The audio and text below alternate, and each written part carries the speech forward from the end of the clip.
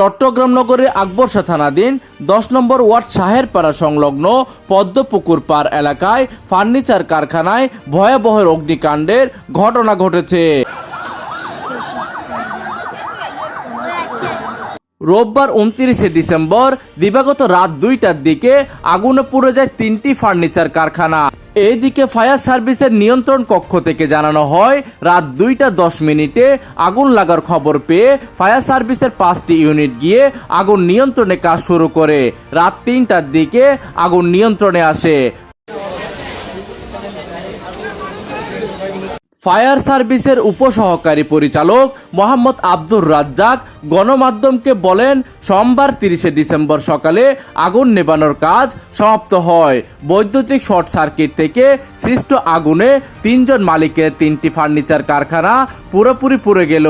এতে প্রায় 15 লাখ টাকার ক্ষয়ক্ষতি হয়েছে বলেও তিনি জানান। প্রতিনিধি রাসেল হোসেনের তথ্য ও পাঠানো চিত্রে ডেস্ক নিউজ, দিগন্তের বার্তা 24, চট্টগ্রাম।